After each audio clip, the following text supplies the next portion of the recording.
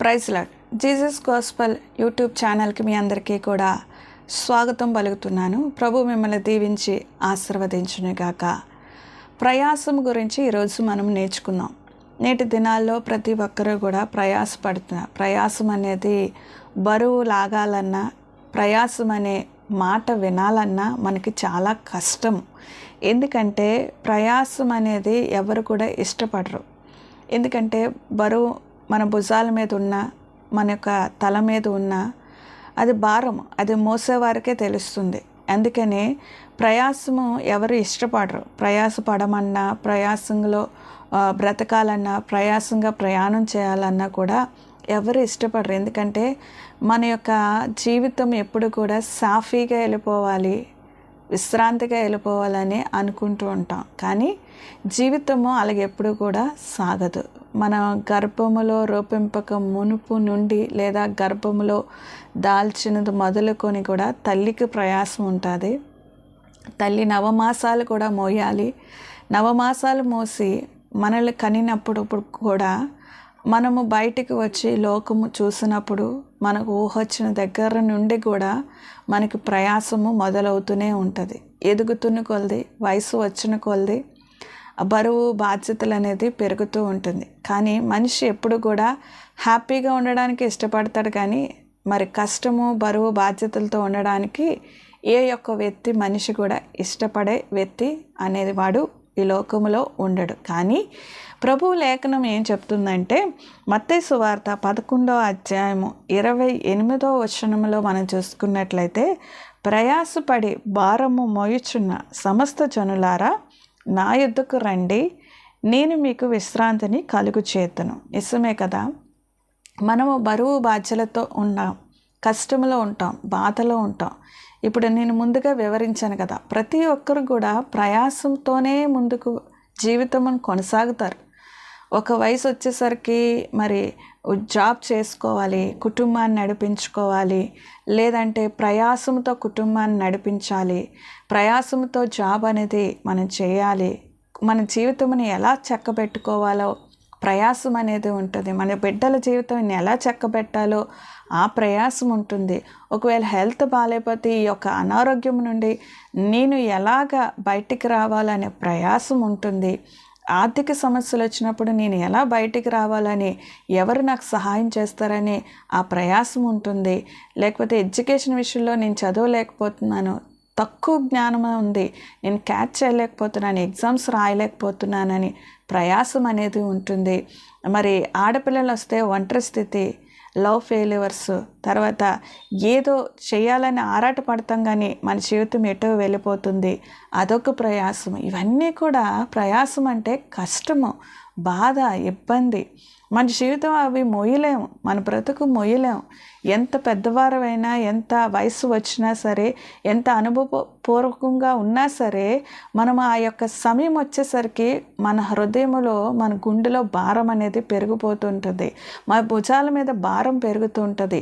మనకు ఒత్తిడి అనేది వస్తూ ఉంటుంది. కానీ ప్రభువు వాగ్దానం చేస్తున్నాడు ఏంటంటే, ప్రయాసపడి సమస్త జనులారా నా యొద్దకు రండి అంటున్నాడు, నేను మీకు విశ్రాంతినిస్తాను. విశ్రాంతి అనేది ఏంటంటే, మన బ్రతుకు జీవితము 70 సంవత్సరాలు, 100 సంవత్సరాలు, అంతకన్నా ఎక్కువే బ్రతకచ్చు.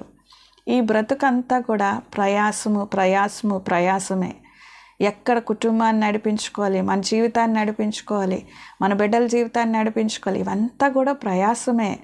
ఈ ప్రయాసము మరి ఒక దినాన్ని ఎండ్ అవుతుంది. ఈ ఎండ్ అయిన సమయంలో అక్కడ కూడా మన యొక్క జీవితంలో, మన యొక్క శరీరంలో కూడా ఆత్మ అనేది దేవుడు పెట్టాడు. మన ఆత్మ కూడా విశ్రాంతి చెందాలి, మన ఆత్మ కూడా కష్టపడకూడదు. దేవుడు రెండు మార్గాలు పెట్టాడు. ఏంటంటే, ఒకటి పరలోకము, ఒకటి నరకం. ఈ పరలోకం అనేది ప్రభువుకు సంబంధించింది, ఈ నరకం అనేది అపవాదికి సంబంధించింది. ఏది కావాలో తేల్చుకోమంటున్నాడు. ఈ శరీరంతో ఉన్నప్పుడు ప్రయాసపడుతుంటాం, మన కోసం, మన కుటుంబం కోసం మనకు ప్రయాసపడుతుంటాం. ఈ శరీరం ప్రయాసపడినప్పుడు విశ్రాంతి అనేది ఎలాగ అవసరమో, నీవు బ్రతుకున్న కాలం అంతా కూడా ప్రయాసపడి ఒక దినాన మరణించినప్పుడు నీ ఆత్మకు కూడా, మీ యొక్క ఆత్మకు కూడా విశ్రాంతి అనేది అవసరం. కానీ ఈ నరకానికి వెళ్ళినప్పుడు అపవాది ఉండే స్థలానికి నరకానికి వెళ్తే నీవు నిత్యము కూడా శ్రమతోనే ఉంటావు. అంటే అక్కడ ఆత్మ చావదు, పురుగు చావదు, ఆత్మ అనేది కాలుతూనే ఉంటుంది. ఈ విషయాన్ని మీరు గమనించండి. కాబట్టి ఈ నరకములో ఆత్మ ఎప్పుడు కూడా ప్రలాపిస్తూ ఉంటుంది, ఆత్మ ఎప్పుడు కూడా బాధపడుతూ ఉంటుంది. దానికి మరణం లేదు, ఇంకా హెండ్ లేదు. అపవాదితో కలిసి దేవుడిచ్చిన శిక్ష అనుభవించి తీరవలసిందే. కానీ ఇక్కడ ప్రభువు బ్రతుకున్నప్పుడే మిమ్మల్ని పిలుస్తున్నాడు. ఏంటంటే, నేను మీకు విశ్రాంతినిస్తాను.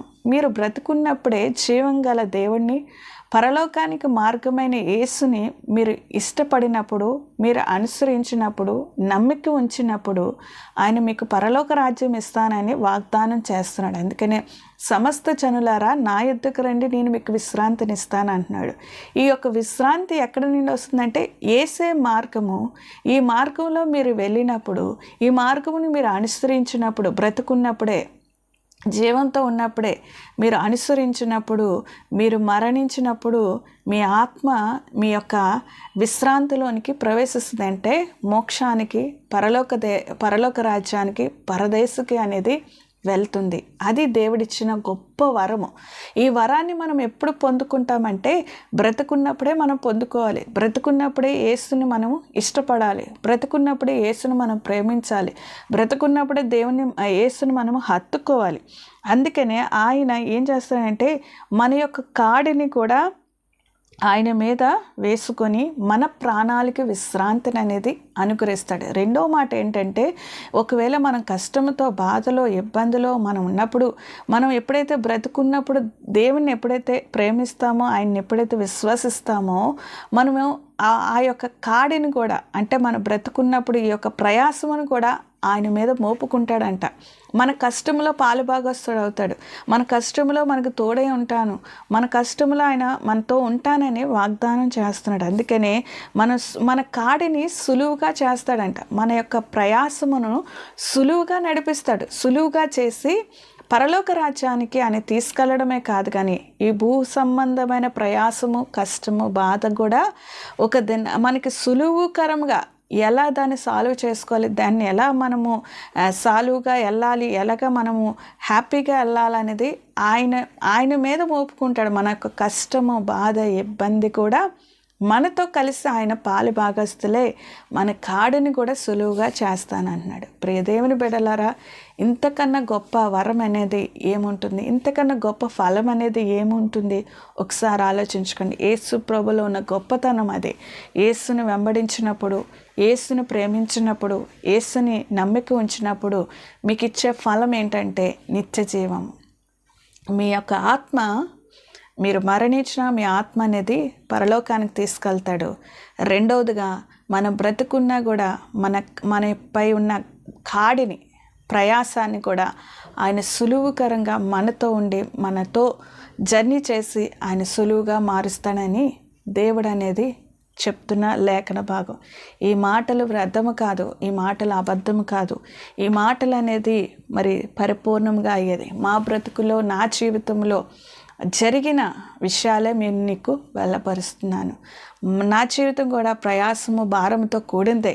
మేము సంతోషంగా ఉన్నామని అనుకోకూడదు, కానీ మా కాడిని సులువుగా చేసి, మా యొక్క ఒంటరి స్థితిని, నా యొక్క అవమానాన్ని, నా యొక్క స్థితిని, పరిస్థితిని అన్నిటినీ కూడా ఆయన సులువుగా చేసి నాతో ప్రయాణం చేస్తూ, ఆయనతో నేను ప్రయాణం చేస్తూ, ఒక దినాన ప్రభువునందు నిద్రించిన, ఒకవేళ ఈ లోకాన్ని విడిచి వెళ్ళిన నా ఆత్మ కూడా ఆయనతో కలిసి సదాకాలం ఉంటుందని విశ్వాసంతో నేను బ్రతుకుతున్నాను. కనుక నా జీవితం అంతా కూడా దేవుడు నా ప్రయాసాన్ని విశ్రాంతిగా మారుస్తాడని నేను నమ్మకం ఉంచుతూ ఆ మాటలు మీకు తెలియపరుస్తున్నా. నా జీవిత అనుభవాలే నేను మీకు షేర్ చేస్తున్నాను. నా జీవితంలో జరిగిన సంఘటనలే, ప్రభువు నా జీవితంలో చేసిన ప్రతిదీ కూడా నేను మీకు అందిస్తూ ఆ యొక్క షేరింగ్ అనేది నేను మీకు చేస్తున్నాను. కాబట్టి ఈ విషయాన్ని మీరు గమనించి, అనుభవం లేకుండా ఏది కూడా మాట్లాడలేను, మాట్లాడకూడదు కూడా. నా యొక్క అనుభవ జీవితంలోనే నేను మీకు షేర్ చేస్తున్నాను కనుక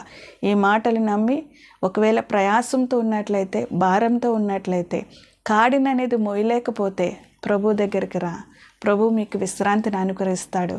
ప్రభువు మిమ్మల్ని ప్రేమిస్తున్నాడు. మీరు ప్రభువుని ప్రేమించండి. మీ కాడిని సులువు చేసేవాడు యేసు ప్రభు ఒక్కడే.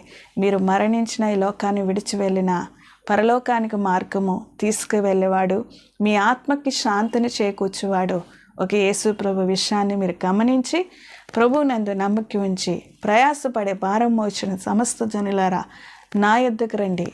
ప్రభువే మీకు విశ్రాంతిని కలుగజేస్తాడు. దేవుడి యొక్క మాటలను మన వినికిడిలో, మన హృదయంలో, మన జీవితంలో ఫలింపచేయను గాక. ఆమేన్.